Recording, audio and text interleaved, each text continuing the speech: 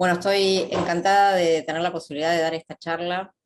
Eh, y antes de arrancar les quiero contar un poquito, en muy pocos minutos, quién soy, para después poder compartirles lo que pienso, ¿no? Lo que preparé para compartir con ustedes.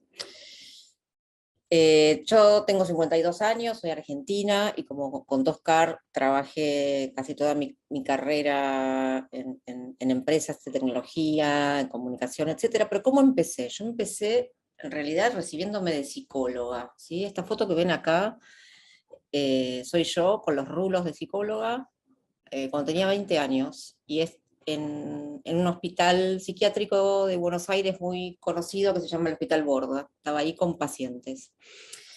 ¿Y por qué cuento esto? Porque fue muy clave para mí en la carrera de psicología como formadora de pensamientos, ¿no? Para todo lo que hice después en mi carrera en las empresas.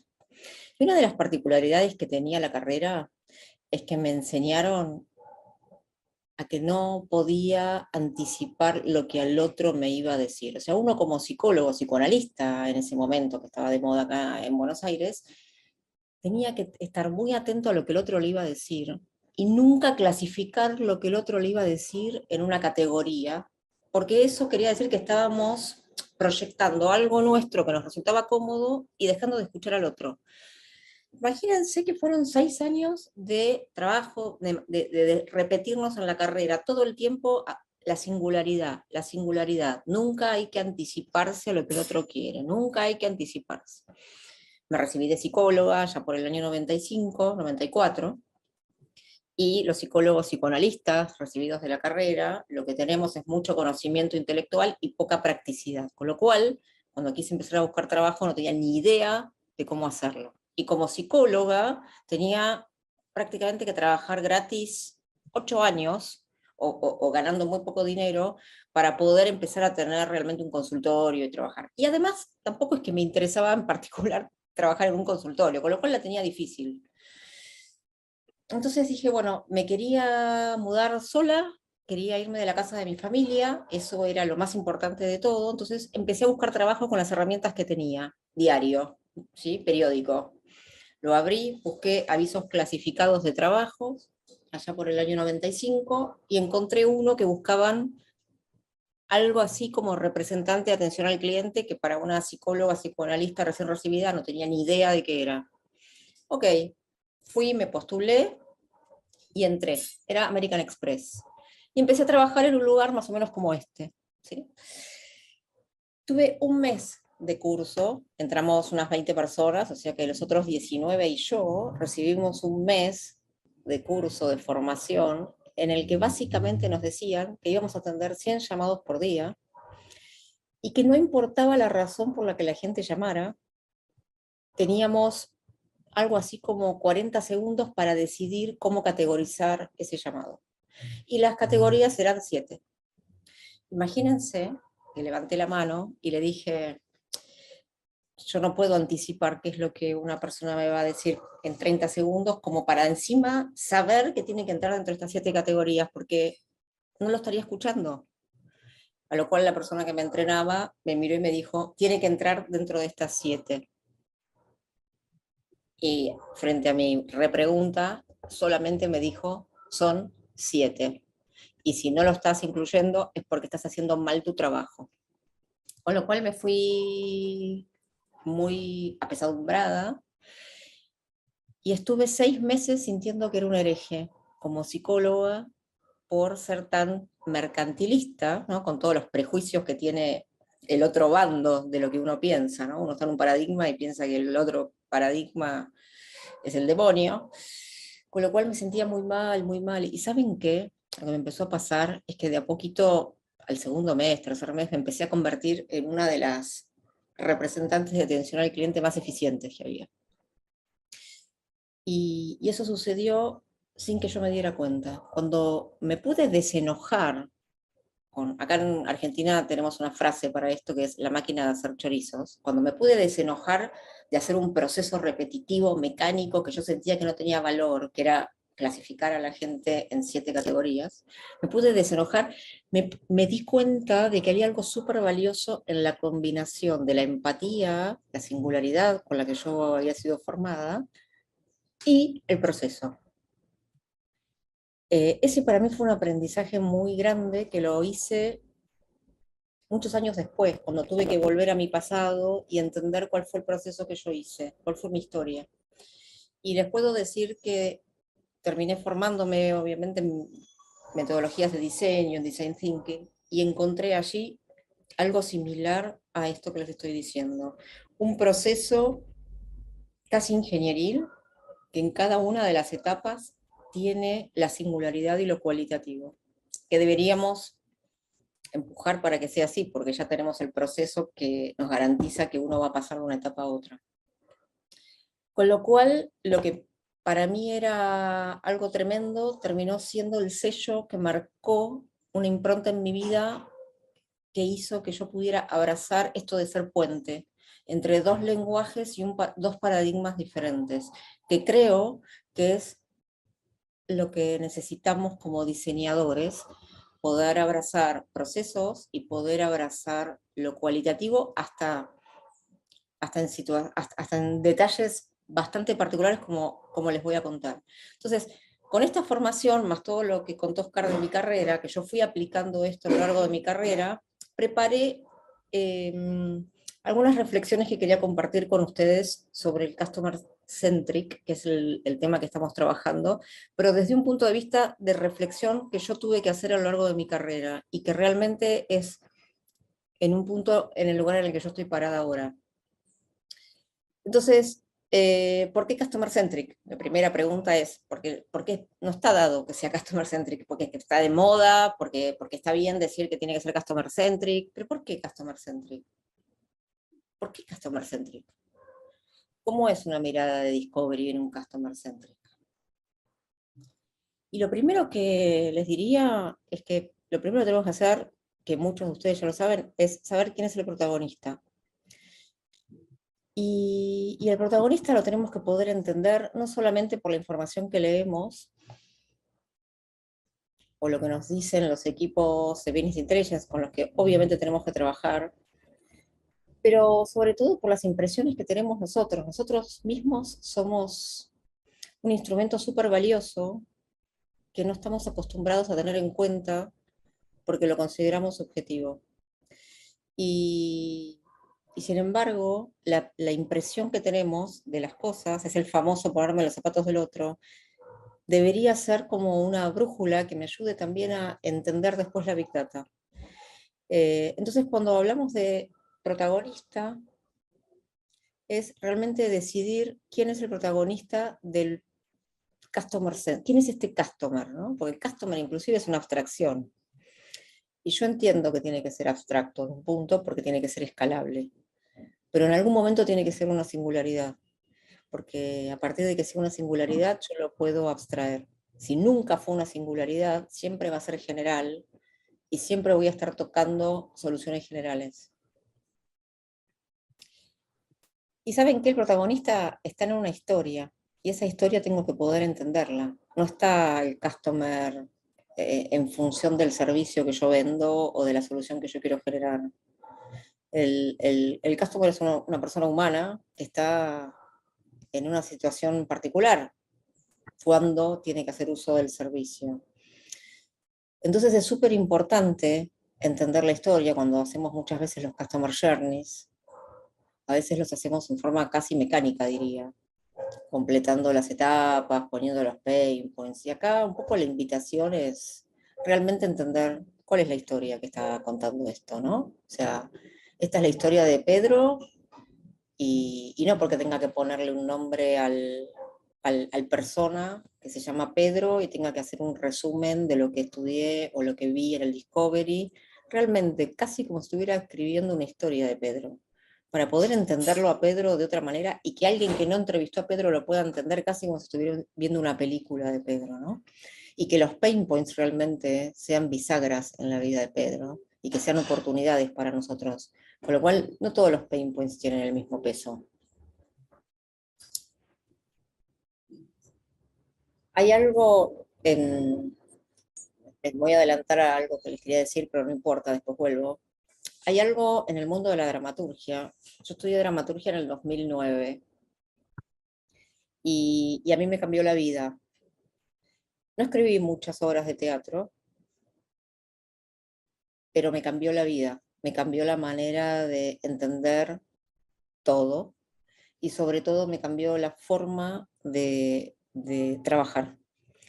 Y cuando me formé en metodologías de diseño, entendí que las metodologías de diseño eran dramaturgia. Lo que pasa es que son lenguajes diferentes y nadie los conoce como combinados. ¿Por qué les digo esto? Porque cuando uno se dispone a escribir una obra de teatro, generalmente hay mínimo dos personajes, salvo que sea un monólogo, y la condición para que sea una obra dramatúrgica de teatro es que haya conflicto, es que A quiere hacer algo sobre B, y si B acepta ese algo que A le pide, se termina la obra, porque uno no va a ver al cine una película o al teatro una película en el que no pasa nada. ¿A qué llamamos que no pasa nada? A que no hay conflictos.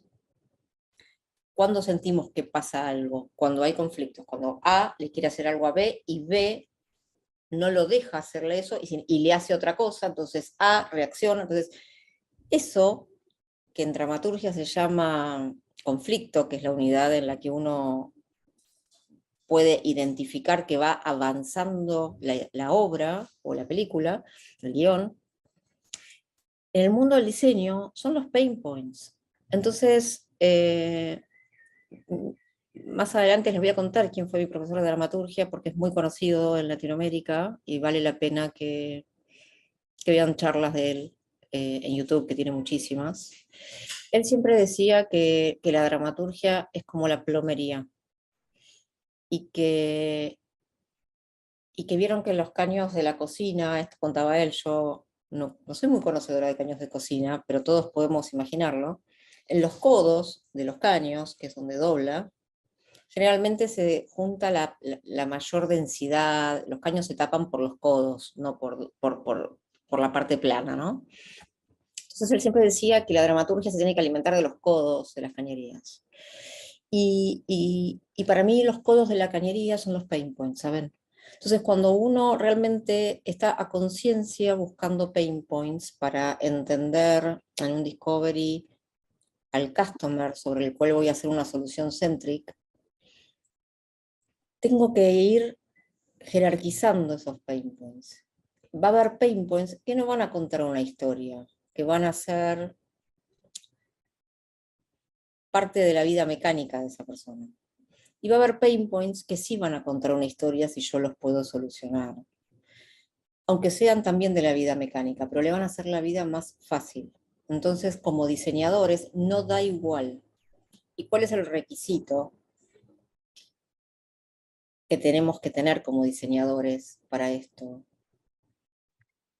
Ser conscientes nosotros si estamos siendo eh, presentes, si estamos nosotros presentes en lo que estamos pensando o estamos siendo pensados por 80 pensamientos y creemos que es esto y va este pain point. Entonces, creo que en un punto como diseñadores, y siempre pienso que nos toca hacer un mundo mejor como diseñadores, y eso de, creo que es algo que cada uno tiene que poder elegir y plantearse, y no está dado que uno como diseñador trabaje para hacer un mundo mejor, es una elección.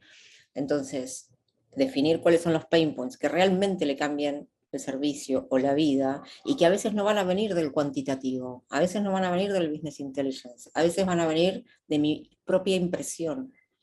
Bueno, ¿cuáles son esos pain points sobre los que yo voy a trabajar para poder generar después soluciones significativas?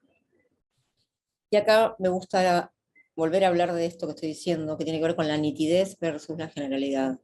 El diseño está en los detalles y la data nunca nos va a dar nitidez.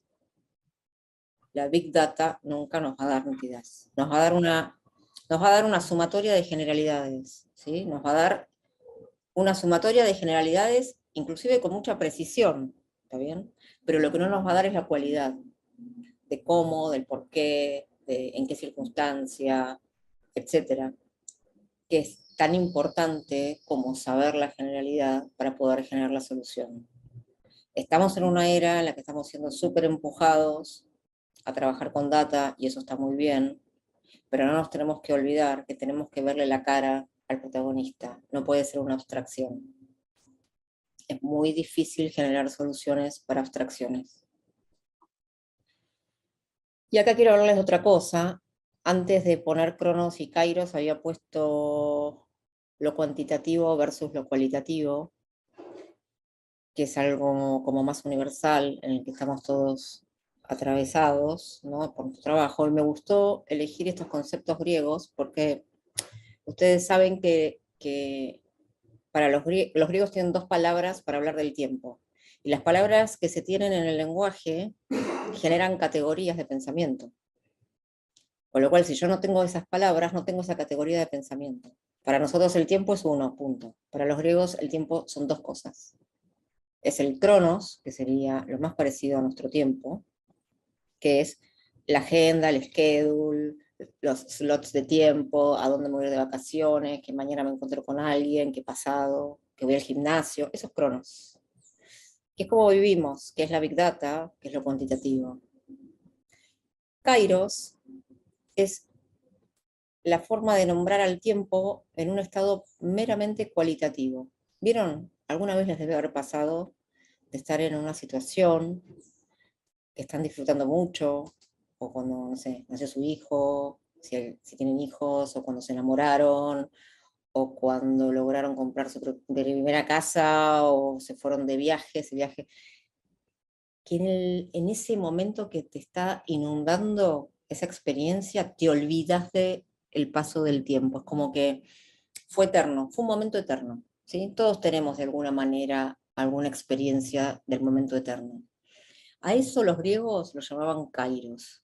Miren qué interesante, ¿no? Nosotros no tenemos esa palabra ni esa categoría. Miren todo lo que tuve que explicar para hablar de kairos. Entonces, la invitación tiene que ver, ok, cuando vemos en el Discovery al customer, que es una abstracción, está más cerca del Cronos, y está perfecto, una semana en la vida, veamos dónde están los kairos de su vida, dónde están los kairos, y entender cuáles son los pain points que están en el Cronos, que pueden limitar al kairos, porque nosotros como marca, naturalmente, por ahí nos gustaría también acompañar un kairos, ¿no?, que es donde se construye sentido, donde se construye el brand love, etc. Dicho de otra manera, ¿qué queremos? Perpetuar la mecanicidad de la gente a través de la información que tenemos de la Big Data, porque la Big Data recopila información de lo que la gente hace, de alguna manera, aunque sea un clic, hizo, manifestó. Y las personas somos mucho más que lo que manifestamos. Está estudiado que manifestamos solo el 9% de lo que somos, ¿sí? Y a veces lo manifestamos mecánicamente sin saberlo. O sea, si me preguntan a mí qué hice toda la mañana desde que me levanté, voy a contar algunas cosas y otras no, porque me son invisibles, porque las hago mecánicamente. Entonces, la Big Data me puede hablar de la mecanicidad. Y agrego otra cosa. Esa data que podemos obtener de lo que la gente hizo es lo que la gente hizo en el pasado. Por más de que lo haya hecho hace un minuto, es pasado. Entonces, si yo solamente uso la data cuantitativa para diseñar, de alguna manera voy a estar usando el pasado de la gente para perpetuarle su pasado en el futuro, o para buscarle soluciones en futuro que tal vez no tenga. Tal vez sí, porque la mayoría de las personas solemos perpetuar nuestra mecanicidad sin ayuda, pero tal vez no. Entonces, los sueños no se pueden manifestar para que sean tomados por ningún software que mida el data mining o la inteligencia para poder saber de qué se trata. La gente no cliquea los sueños. Uno los puede inferir porque le gustó esto, le gustó aquello, bla, bla, bla, siempre desde la abstracción. Siempre cuento un caso, que es que cuando realmente trabajé con esta temática, releí Romeo y Julieta. Romeo y Julieta es una obra en 5 actos, y en el primer acto hay 5 escenas. Romeo entra en la escena 5, y uno se pregunta, ¿pero qué pasa en las otras 4 escenas? En las otras 4 escenas, Julieta está por casarse con alguien que tal vez muy pocos de ustedes conozcan, que se llama Príncipe Paris. El Príncipe Paris era de la familia de ella, Capuleto, porque vieron que no se mezclaban los Capuletos y los Montescos, y estaba todo el casamiento organizado. Entonces la escena 1, 2, 3 y 4 tiene que ver con los arreglos que Julieta hace con su padre, con su madre, etcétera, sobre el casamiento que va a ocurrir el día jueves. Y en la escena 5 entra Romeo. Y de París nadie se acuerda. ¿Está bien? Entonces eso a mí me llevó a pensar, ¿qué pasa si una empresa nos hubiera contratado en la escena 3 para poder anticipar dónde invertir, no sé, en tierras para los hijos de Paris y Julieta, etcétera, etcétera?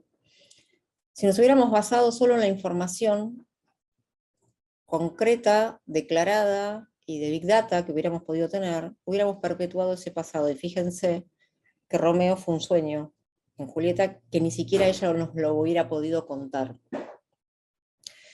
Fue un cisne negro.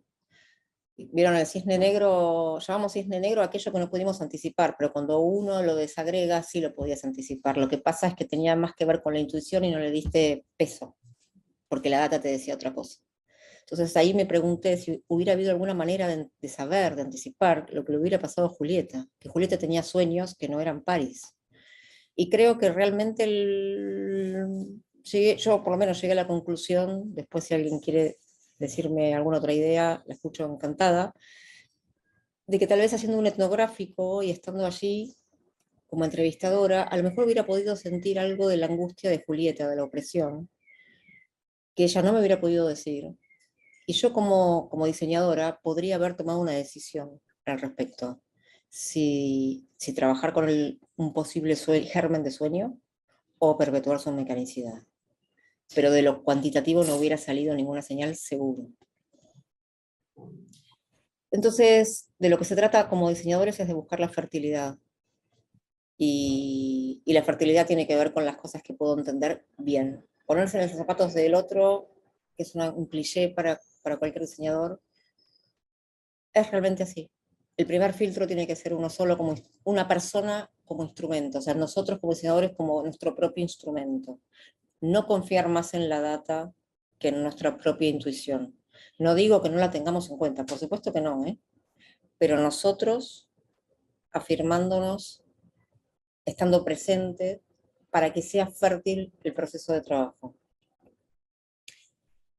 Y llevándolo al territorio del cine, esta escena es una escena, me imagino que muchos no lo deben haber visto, de la película Los Puentes de Madison, que es una película noventosa. Esta escena es una escena final de la película, en la que Clint Eastwood está bajo de la lluvia, esperando que su amada se baje de la camioneta en la que está con su marido, se separe del marido y vaya con él. Y es una parte muy conmovedora de la película en la que todos queremos que ella se baje de la camioneta y vaya con él abajo de la lluvia, porque es el verdadero amor. No les voy a decir cómo termina, así la ven, pero todos sabemos lo que siente Clint Eastwood. Yo lo elegí a él, ella es Meryl Streep, podría haber elegido una foto de ella. Y todos sabemos lo que siente Meryl Streep. ¿Y por qué? Porque me están mostrando la cara de una persona nítida a quien yo puedo ver, es él, es Clint Eastwood, este personaje que no me acuerdo el nombre, pero que fotógrafo de la National Geographic, le creo todo. En esas 2 horas de película le creo todo y entiendo todo. Y porque entiendo todo en esa singularidad, es que es universal. Fíjense la paradoja. Si me hubieran dicho, no, los hombres de 60 años que viajan por el mundo, cuando encuentran una mujer casada, generalmente lo que quieren hacer es seguir viajando. Entonces, nada, me pasa esa información como me pasa cualquier otra información. Hombres entre 40 y 60 años que se dedican a viajar, ¿no? Es como una abstracción. Entonces, fíjense lo potente en nuestro trabajo cuando el customer aparece presente.